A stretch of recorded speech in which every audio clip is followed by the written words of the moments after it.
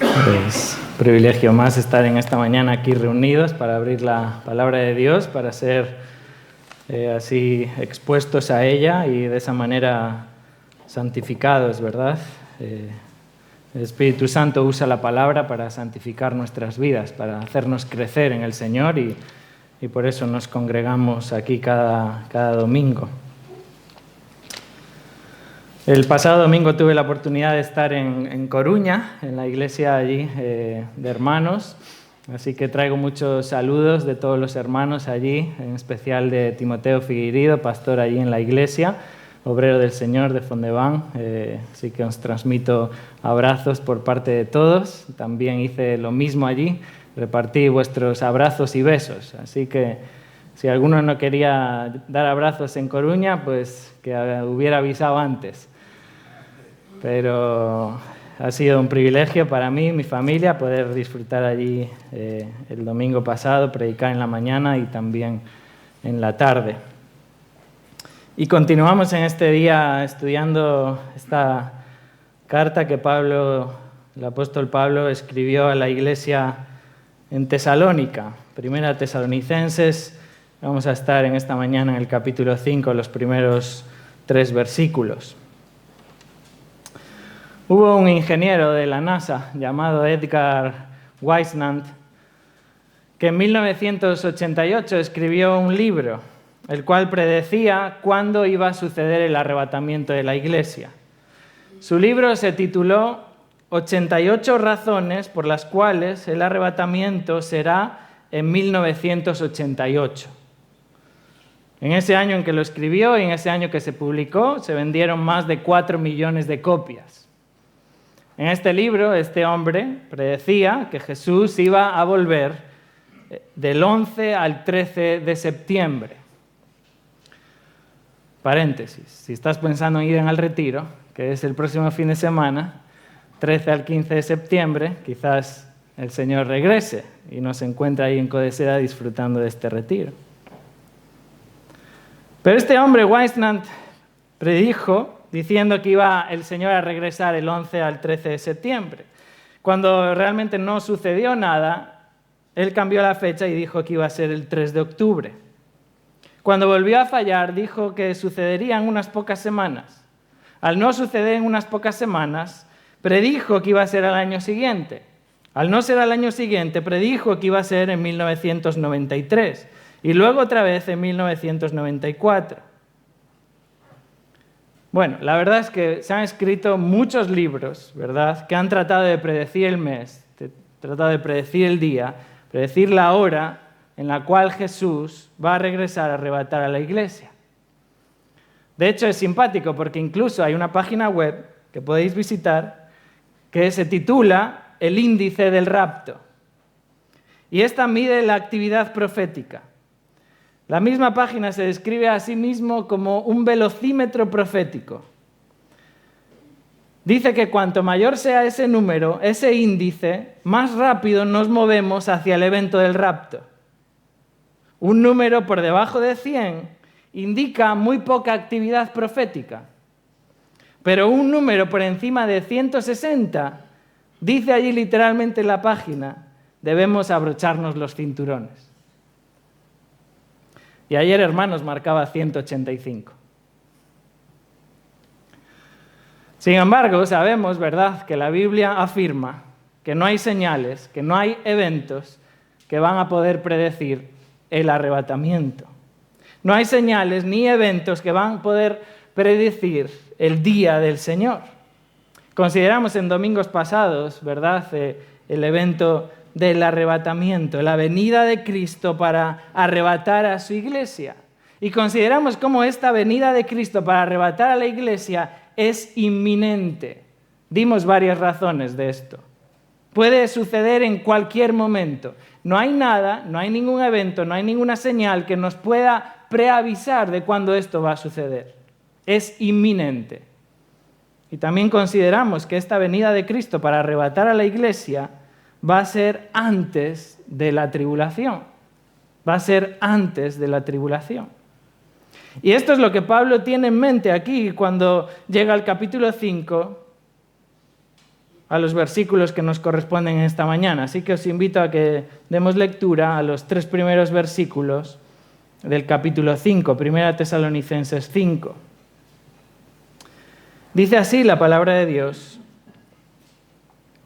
pero acerca de los tiempos y de las ocasiones, no tenéis necesidad, hermanos, de que yo os escriba, porque vosotros sabéis perfectamente que el día del Señor vendrá así como ladrón en la noche, que cuando digan paz y seguridad, entonces vendrá sobre ellos destrucción repentina, como los dolores a la mujer encinta, y no escaparán. Bueno, el apóstol Pablo acaba de detallar en los versículos anteriores qué y cómo sucederá el arrebatamiento, ¿verdad? Hemos visto cómo los tesalonicenses estaban afligidos, estaban entristecidos, realmente tenían falta de conocimiento de qué es lo que iba a suceder con sus hermanos. La venida de Cristo era tan inminente que ellos estaban viendo cómo algunos de sus hermanos estaban muriendo, estaban falleciendo, y qué iba a suceder con ellos. ¿Se iban a perder el día de Cristo? ¿Se iban a perder su venida? ¿No iban a estar presentes? ¿Iban a perder esas bendiciones? Y Pablo escribe ahí para alentarles, ¿verdad? Allí en el verso 13, no queremos, hermanos, que ignoréis acerca de los que duermen, para que no os entristezcáis como los otros que no tienen esperanza. Pablo escribe para que tengan consuelo, para que sean fortalecidos con esta certeza, con esta seguridad del arrebatamiento, de que los creyentes en Cristo van a ser arrebatados. Y luego llega allí al verso 16, porque el Señor mismo, con voz de mando, con voz de arcángel, con trompeta de Dios, descenderá del cielo, y los muertos en Cristo resucitarán primero. Luego nosotros, los que vivimos, los que hayamos quedado, seremos arrebatados juntamente con ellos en las nubes para recibir al Señor en el aire, y así estaremos siempre con el Señor. Estas son palabras de ánimo, son palabras de aliento, son palabras de consuelo. Pablo no está aquí buscando la controversia, Pablo no está buscando la contienda escatológica, él no está tratando de mover nuestra cabeza así y no saber dónde estamos. Él está llevando consuelo. Quiere que los creyentes sean confortados. Y vimos cómo esta es la misma idea que está allí en Juan capítulo 14, cuando Jesús está en el aposento alto. Y Jesús tiene el mismo propósito para con sus discípulos: no se turbe vuestro corazón, tener consuelo. Sí, es cierto, yo me voy, pero si me fuere y os prepararé el lugar, y aquí está la promesa del Señor Jesús en el versículo 3, Juan 14:3, vendré otra vez y os tomaré a mí mismo, para que donde yo estoy, vosotros también estéis. Este es el consuelo del arrebatamiento. Por eso Pablo allí termina el verso 17, 1 Tesalonicenses 4:17, y así estaremos siempre con el Señor. Y luego Pablo en el verso 18 dice: por tanto, hermanos, alentaos los unos a los otros con estas palabras de consuelo, de fortaleza, de confort. Y cuando Pablo llega al capítulo 5 de 1 Tesalonicenses, Pablo añade más información y añade más detalles escatológicos. Pero aquí, hermanos, igualmente el propósito de Pablo no es la controversia escatológica. El propósito de Pablo es fortalecer. El propósito de Pablo es edificar a la iglesia, es confortar a los hermanos, es consolarles. Fijaros cómo termina en el versículo 11, capítulo 5, verso 11, por lo cual animaos unos a otros y edificaos unos a otros, así como lo hacéis. Este es el propósito de Pablo al expresar estos detalles escatológicos. Y esta sección, los versículos del 1 al 11, que vamos a empezar a estudiar en este día, los 3 primeros versículos, pero toda esta sección hasta el verso 11 es un llamado de Pablo a que vivamos unas vidas piadosas. Mira, el propósito de Dios es nuestra salvación. Ese es el propósito de Dios. El propósito de Dios no es que caiga sobre nosotros la ira. Ese no es el propósito de Dios. Verso 9. Dios no nos ha puesto para ira. Dios nos ha puesto para salvación. Y no sabemos cuándo, ¿verdad? No sabemos cuándo. Pero sí sabemos que el Señor vendrá. No sabemos cuándo, pero sí sabemos que el día del Señor llegará. Y por lo tanto, es un imperativo a que estemos preparados espiritualmente para ese día. Así que en esta mañana, al considerar estos 3 primeros versículos del capítulo 5, donde Pablo presenta el día del Señor, vamos a considerar tres características del día del Señor. 3 características del día del Señor que nos exhortan, nos mandan, nos imperan a estar preparados espiritualmente. La primera de estas características es que el día del Señor es incuestionable. El día del Señor es incuestionable. Versículo 1, 1 Tesalonicenses 5, verso 1.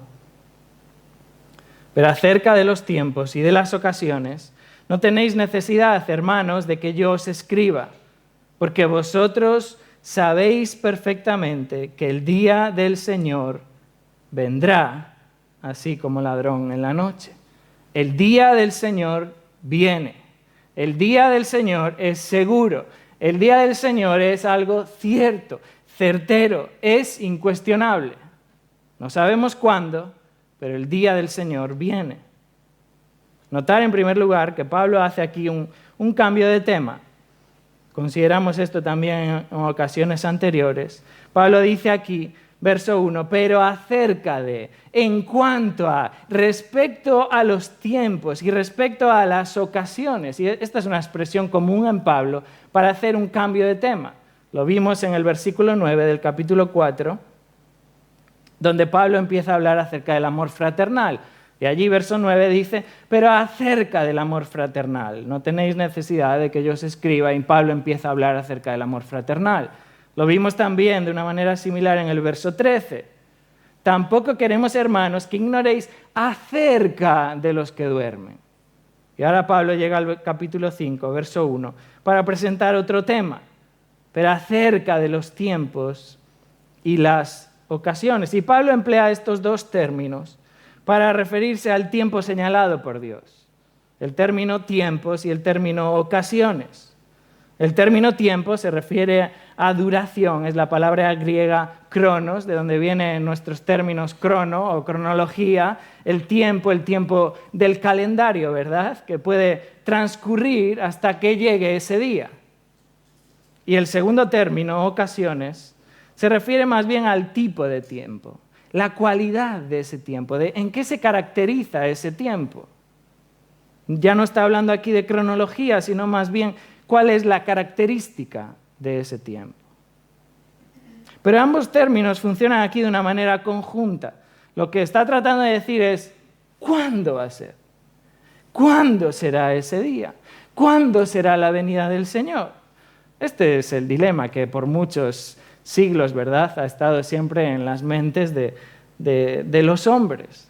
Jesús mismo empleó estos términos cuando sus discípulos le preguntaron. Jesús está a punto de ascender a los cielos, en Hechos capítulo 1, y sus discípulos le dicen, Señor, ¿restaurarás el reino a Israel en este tiempo? Y Jesús le responde, no os toca a vosotros saber los tiempos o las sazones. Mismos términos, tiempos o ocasiones que el Padre puso en su sola potestad. Es el Padre el que tiene autoridad y dominio y Él solo sabe cuándo será el momento. No os toca a vosotros, no nos toca a nosotros saber cuándo, saber el tiempo. Pero sí nos toca una cosa, que sí sucederá. Que el día del Señor es incuestionable. Y Pablo lo dice aquí, acerca del cuándo. No tenéis necesidad, hermanos, de que yo os escriba. No necesitáis más instrucción acerca del cuándo. Ya sabéis todo lo que necesitáis saber. Eso debería traer tranquilidad a nuestro entendimiento teológico, ¿verdad? Porque Pablo le está diciendo, ya sabéis todo lo que necesitáis saber. ¿Qué saben? Que el día del Señor vendrá. Ya sabéis todo lo que necesitáis saber. Ya Pablo les había enseñado que el día del Señor vendrá. Vosotros mismos ya sabéis. Ya lo conocéis. No tenéis necesidad de que os escriba. Ya sabéis que ese día va a venir y que el día del Señor va a venir como un ladrón en la noche. Por tanto, si Él va a venir como un ladrón en la noche, en cuanto a los tiempos, no es necesario que os escriba. En cuanto a las ocasiones, no es necesario que os escriba. Porque ya sabemos que el Señor va a venir como ladrón en la noche. Por tanto, si va a venir como ladrón en la noche, nadie sabe cuándo va a venir. Pero sí sabemos una cosa, y quiero hacer hincapié en esto, es que el día del Señor vendrá. Y el día del Señor, esta frase que encontramos aquí en el versículo 2, hace referencia a un día de juicio. Hace referencia a un tiempo en el cual Dios va a ejecutar su justo castigo sobre sus enemigos. Pablo está tomando esta frase, el día del Señor, del Antiguo Testamento. En el Antiguo Testamento vemos cómo los profetas, ¿verdad?, están profetizando acerca del día del Señor. Se menciona hasta en 19 ocasiones en los profetas menores y mayores. Por ejemplo, si vamos al libro de Amós, profeta Amós,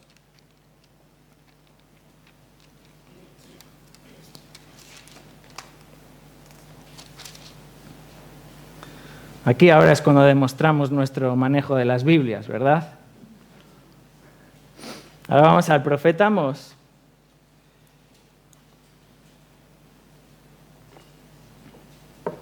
Ahí donde las páginas están pegadas entre sí.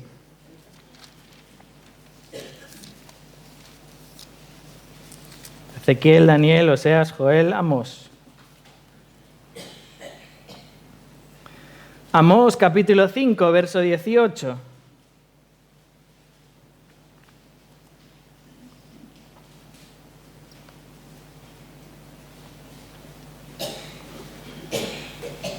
Amós capítulo 5, verso 18. Ay de los que ansían el día del Señor. ¿De qué os servirá el día del Señor? Será tinieblas y no luz. Como cuando uno huye de un león y se encuentra con un oso. O va a casa, apoya la mano en la pared y lo muerde una culebra. ¿No será tinieblas el día del Señor? ¿Y no luz? ¿Oscuridad y no resplandor? Este es el profeta Amós profetizando acerca del día del Señor.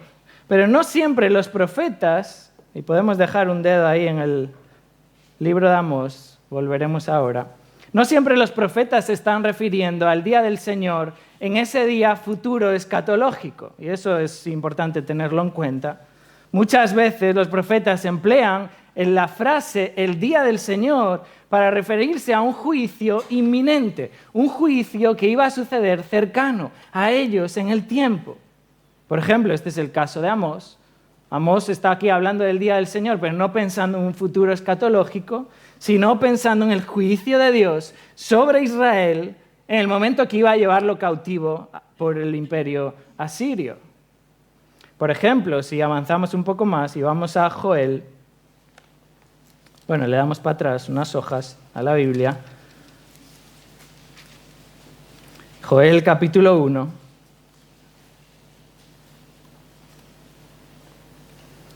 Y leemos en el verso 15, Joel 1:15.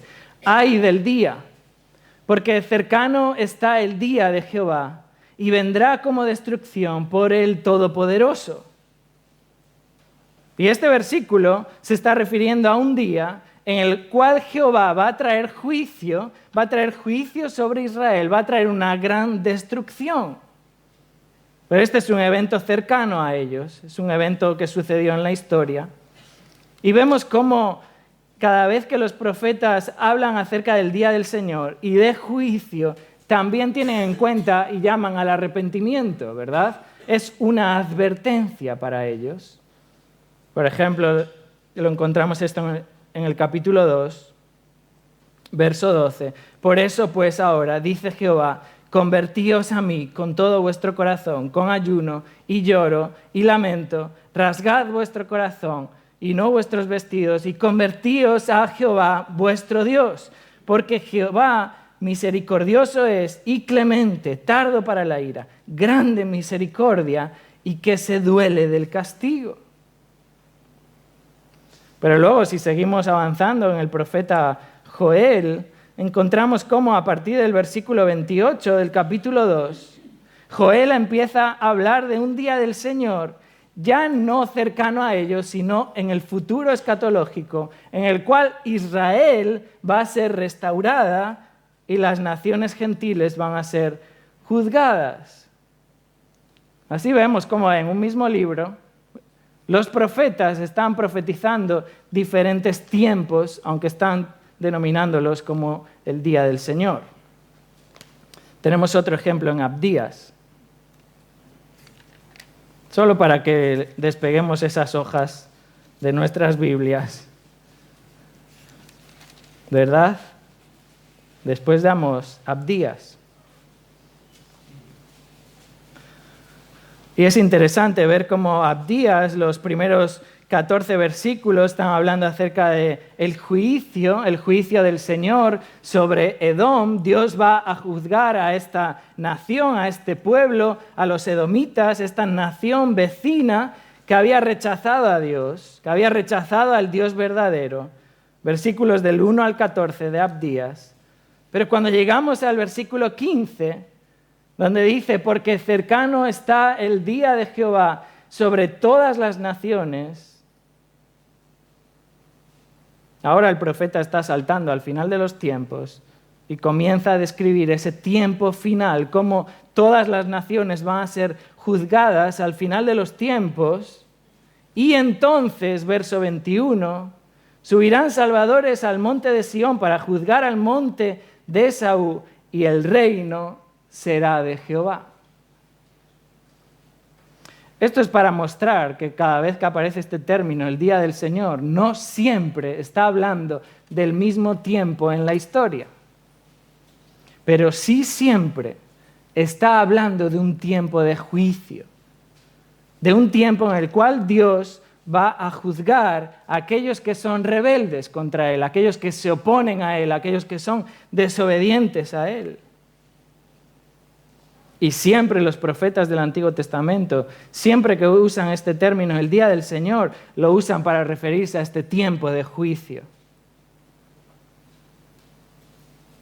Así, el día del Señor lo podemos ver a lo largo de todos los pasajes del Antiguo Testamento y ver cómo siempre describe un día que va a ser un día de ira, un día de juicio, un día de indignación, un día que va a ser un día de prueba, un día de angustia, un día de destrucción, un día de tinieblas, un día de desolación, de trastorno, un día de castigo. Y no hay ni un solo pasaje en la Escritura donde aparezca el día del Señor que alivie de alguna manera la severidad de este tiempo. Este es el tiempo que van a sufrir los que se oponen a Dios y se rebelan al Evangelio. Fijaros cómo lo describe Isaías, profeta Isaías, en el capítulo 13.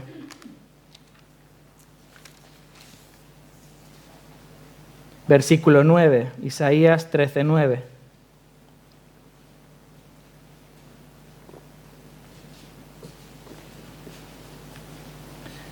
Isaías 13:9. He aquí el día de Jehová viene, terrible, y de indignación, y ardor de ira, para convertir la tierra en soledad y raer de ella a sus pecadores. Este es el día del Señor. Y el día del Señor es un tiempo en el cual Dios va a juzgar, en el cual Dios va a derramar su ira por causa del pecado sobre aquellos que se oponen a Dios.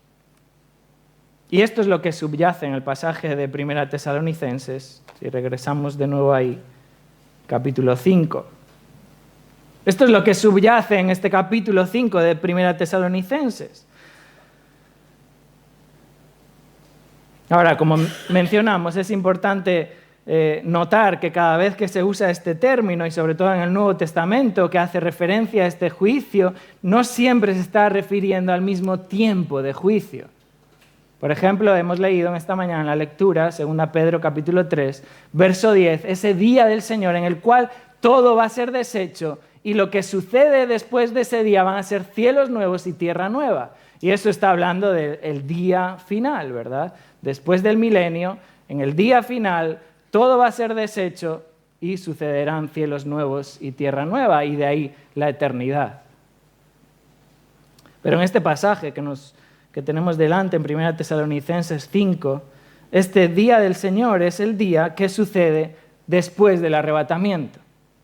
Lo tenemos en el capítulo 4, versos del 13 al 18. La iglesia es arrebatada, el Señor viene, recoge a su iglesia, los muertos en Cristo resucitan, los que están vivos se unen a ellos y juntamente son arrebatados para estar siempre con el Señor. Y ahí comienza lo que Apocalipsis describe como la tribulación, lo que el profeta Daniel llama como la 70 semana, ese periodo de 7 años que culminará con un juicio, evidentemente, que muchos también, cuando lleguemos a 2 Tesalonicenses, Pablo describe ese juicio después de la tribulación como el día del Señor también.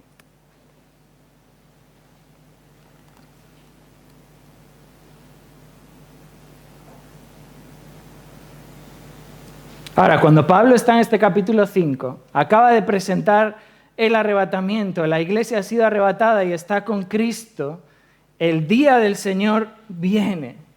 Este es el periodo de juicio, este es el periodo en el cual empieza la tribulación para juzgar al mundo, para juzgar a las naciones. Y el día del Señor viene. Y el día del Señor es incuestionable. Notar cómo Pablo habla acerca de esta certeza del día del Señor. Notar en el verso 2 cómo Pablo dice, porque vosotros sabéis perfectamente que el día del Señor vendrá así como ladrón en la noche. Es interesante este perfectamente. Pablo podría haber dicho, vosotros sabéis que vendrá. Pero añade, lo sabéis perfectamente, lo sabéis con precisión, con exactitud, con completitud, que realmente, que es certero que el Señor vendrá. Algo que implica un detalle cuidadoso, que es sabido con diligencia. Y además notar cómo Pablo dice, el día del Señor vendrá. Y en el idioma original no aparece en futuro, sino en presente. El día del Señor viene. Y este presente es un presente inminente. El día del Señor viene. Es el mismo que encontramos en el capítulo 1, en el verso 10, cuando Pablo dice que Cristo es quien nos libra de la ira venidera, de la ira que viene. Para hablar de esa inminencia, de esa realidad de que Cristo viene, de que el día del Señor viene. Y hermanos, esto es lo que los tesalonicenses necesitaban saber. Y ya sabían que el día del Señor viene. Y esto, hermanos, es lo que nosotros necesitamos saber. Y necesitamos recordar que el día del Señor viene. Y es incuestionable. Y la pregunta es si estás preparado. La pregunta es si estás preparado para ese día.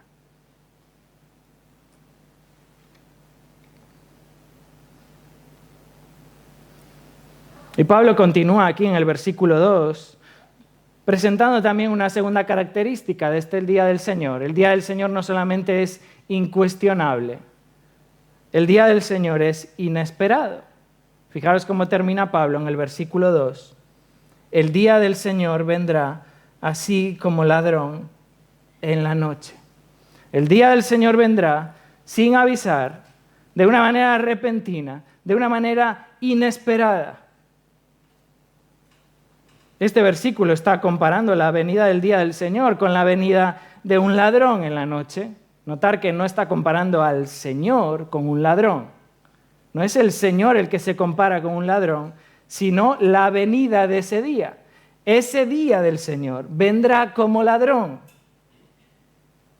Es obvio, ¿verdad?, que el ladrón no te manda una postal a casa, no te anuncia, no te manda un email y te dice voy a robar tu casa mañana por la noche, ¿verdad? No te manda un WhatsApp para avisarte. No te dice la hora a la que va a llegar, no sabes cuándo va a llegar, porque su venida es una venida inesperada.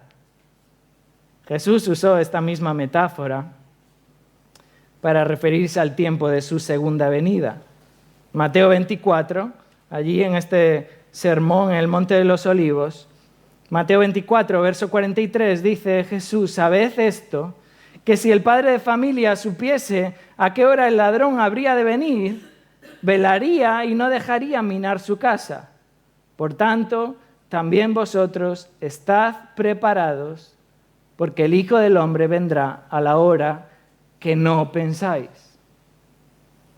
La misma metáfora se emplea en Apocalipsis capítulo 3, en el mensaje a la iglesia de Sardis, Apocalipsis 3, verso 3. Allí dice, acuérdate pues de lo que has recibido y oído, y guárdalo y arrepiéntete. Pues si no velas, vendré sobre ti como ladrón, y no sabrás a qué hora vendré sobre ti.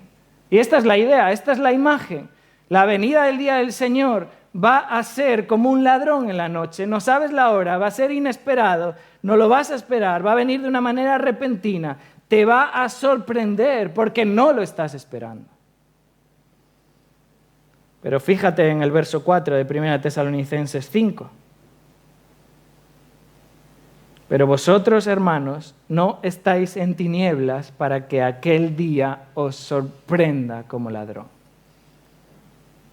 Este día del Señor vendrá de una manera inesperada, va a sorprender a los incrédulos, pero no va a sorprender al creyente.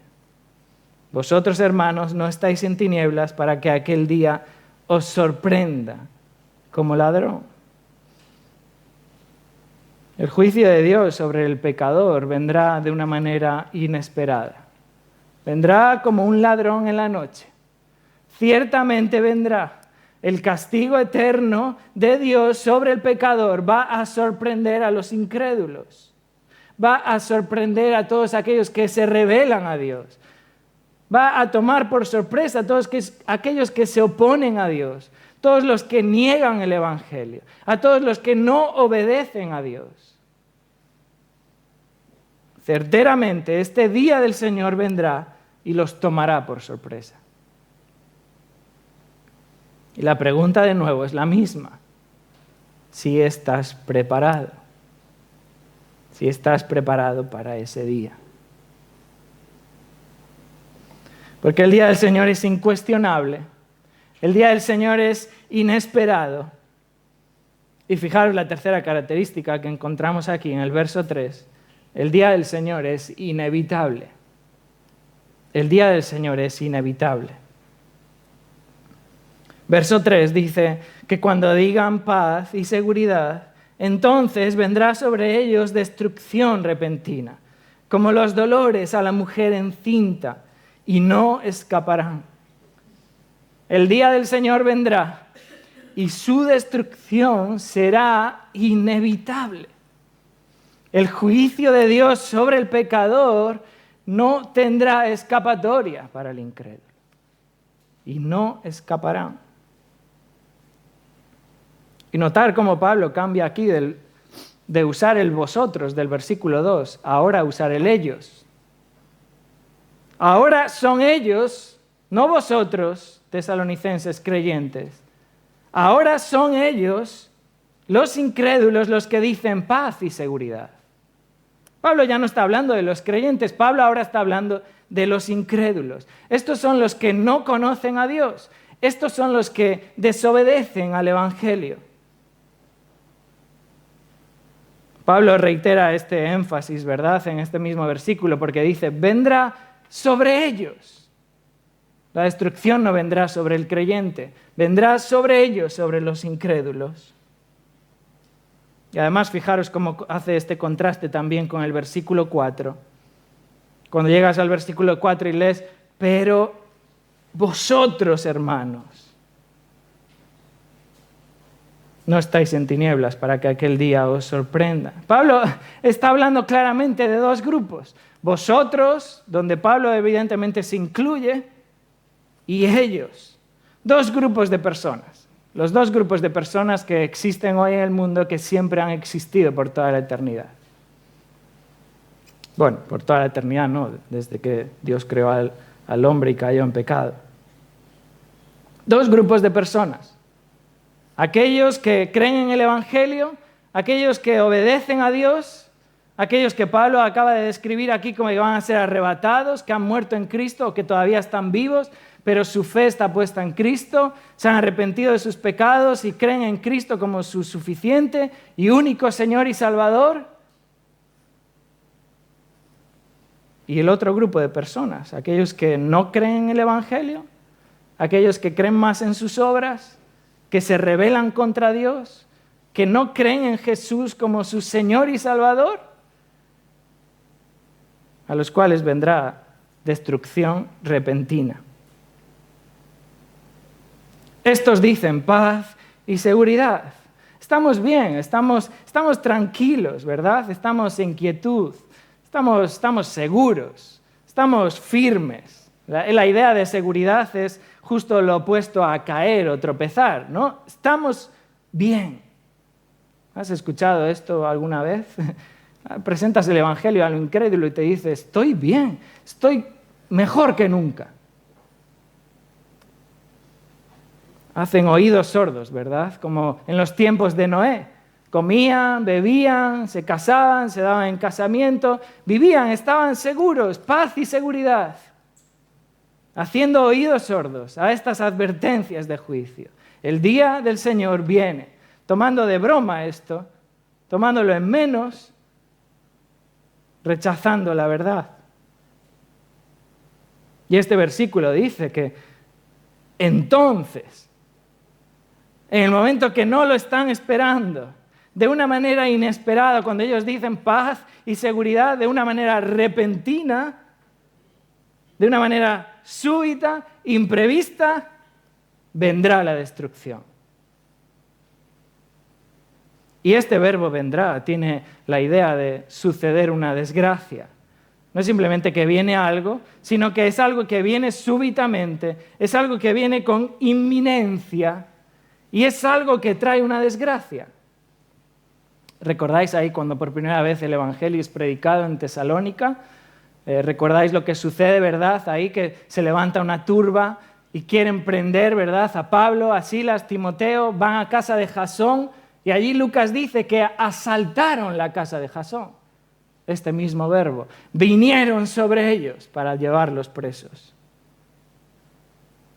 En Lucas 21 también Jesús, hablando de la segunda venida, dice, mirad también por vosotros mismos que vuestros corazones no se carguen de glotonería y embriaguez y de los afanes de esta vida y venga de repente sobre vosotros aquel día. Porque como un lazo vendrá sobre todos los que habitan la faz de la tierra. El juicio de Dios vendrá sobre ellos, vendrá sobre el incrédulo como un lazo, como algo inevitable. Y notar cómo en este versículo 3, 1 Tesalonicenses 5:3, el término destrucción no se refiere aquí a aniquilación total. No significa destrucción del ser, el fin de la existencia. Destruido, inconsciente para el resto de la eternidad. La destrucción de la que habla aquí, la destrucción de los incrédulos, es la eterna perdición. Notar cómo Pablo lo explica en su segunda carta a Tesalonicenses. Segunda Tesalonicenses, capítulo 1.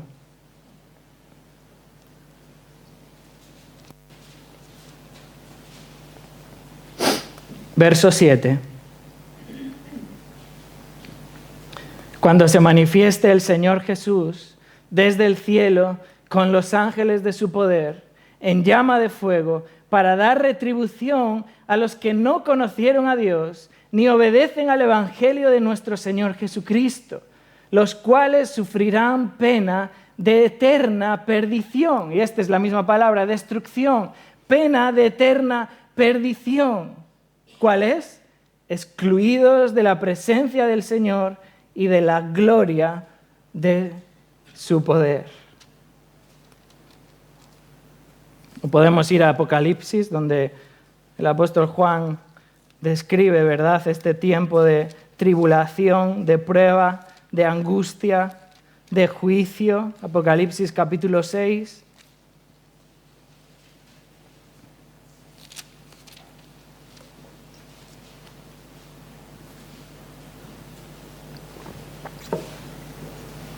Apocalipsis 6, verso 12.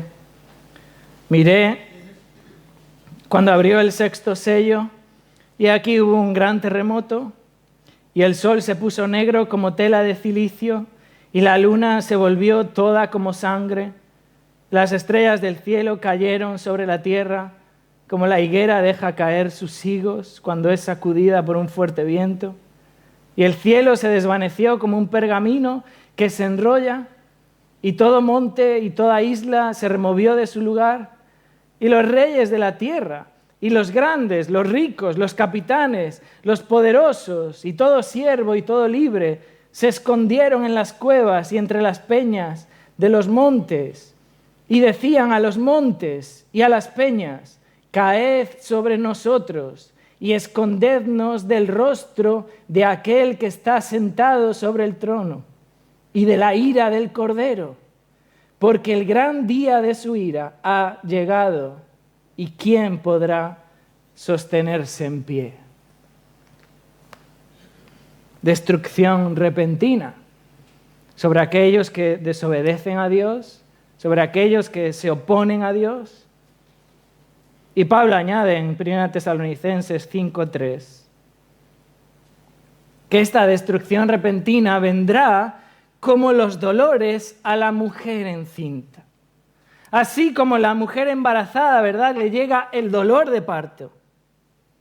Así viene el juicio sobre el incrédulo. Es algo inevitable. Y es interesante observar que los dolores de parto se presentan siempre en la Escritura como un dolor intenso, como un dolor angustioso, como algo que va en aumento más y más, y que es inevitable. Hoy en día, ¿verdad?, hay diversidad de formas, ¿verdad?, para tratar de quitar este dolor. Y muchas mujeres dan a luz, ¿verdad?, prácticamente sin dolor o sin sentir nada. Pero cuando la Escritura está hablando de los dolores a la mujer encinta, está hablando de esta angustia, de este dolor, de este grito. Notar como Jeremías lo dice en el capítulo 4, verso 31. Jeremías 4, 31.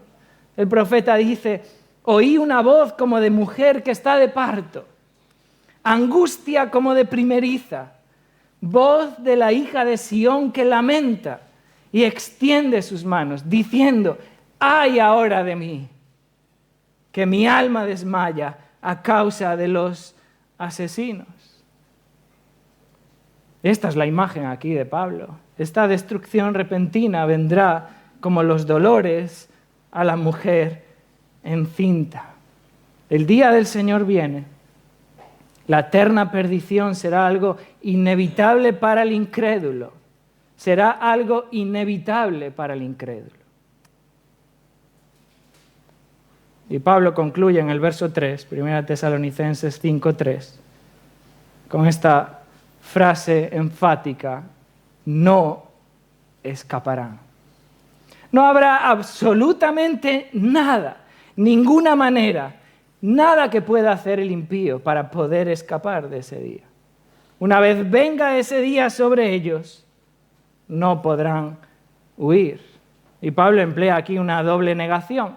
En el griego de una manera enfática. Ciertamente jamás podrán escapar. Es inevitable. No hay otra alternativa.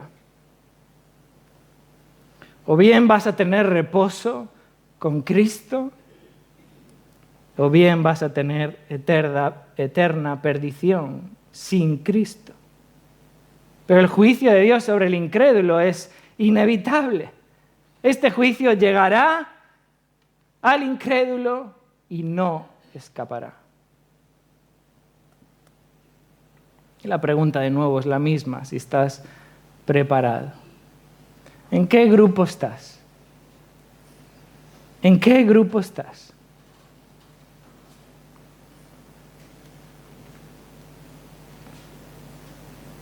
El juicio de Dios viene. El juicio de Dios es algo incuestionable. Es cierto que no sabemos cuándo, no sabemos el día, no sabemos la hora, pero sí sabemos que viene.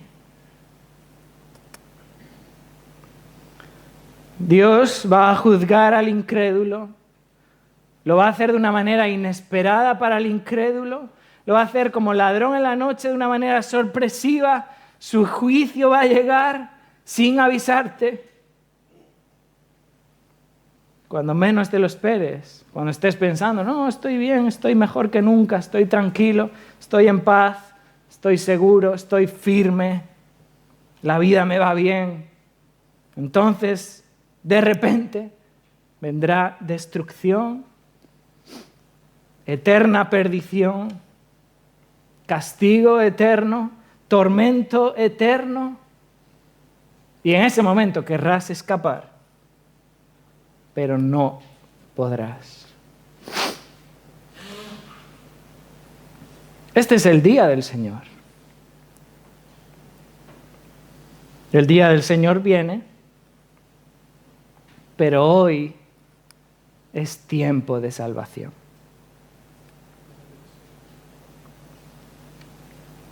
Hoy es tiempo de salvación.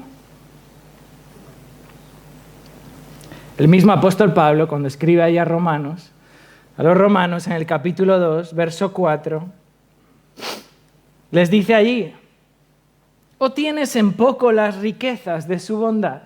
¿Tienes en poco las riquezas de su bondad y de su paciencia, ignorando que la bondad de Dios te guía al arrepentimiento? Mas por causa de tu terquedad, por causa de tu corazón no arrepentido, estás acumulando ira para ti en el día de la ira y de la revelación del justo juicio de Dios. Este es el mismo sentir que tuvo el escritor de un himno que conocemos, que cantamos, escrito por William Kirkpatrick, traducido al español por nuestro querido hermano Enrique Turral. Y este himno dice, nuestra vida acabará, cual la hoja caerá, cual el haz se ligará, busca a Dios. Vuela cada día veloz, volando da su voz. Ven a dar tu cuenta a Dios, busca a Dios. Pierde el hombre su vigor, se marchita cual la flor, desvanece cual vapor, busca a Dios. Como el río aprisa va hasta entrar al vasto mar, vas así a la eternidad. Busca a Dios. Clama a Dios de corazón.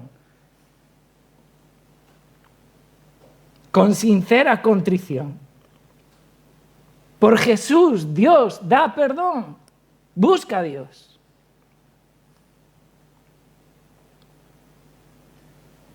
Si no escuchas al Señor, si desprecias su perdón, te acarreas perdición.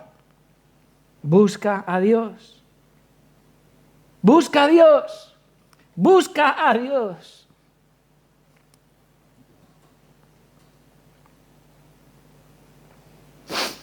Entre tanto tengas tiempo, busca a Dios. Porque si te atreves a esperar, Dios la puerta cerrará. Te dirá, es tarde ya. Busca a Dios. El juicio de Dios viene. El día del Señor viene. ¿Dónde vas a estar? Vamos a orar para terminar. Señor, una vez más te damos gracias por tu palabra.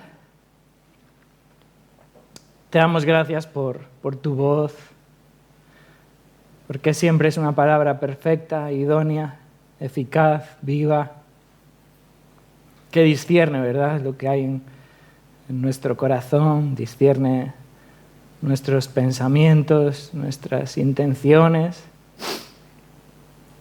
Realmente podemos estar aquí y aparentar algo que no somos en realidad, pero tu palabra penetra y tu palabra sabe. Y tú nos ves, Señor, a través de tu palabra. Y oramos, Señor, que en esta mañana sea día de salvación, quizás para algún alma que todavía camina directa, Señor, a destrucción repentina, tormento eterno, castigo eterno, juicio de Dios. Líbrala, Señor, ten misericordia de ella y tráela a tus pies. Oramos en el nombre de Cristo. Amén.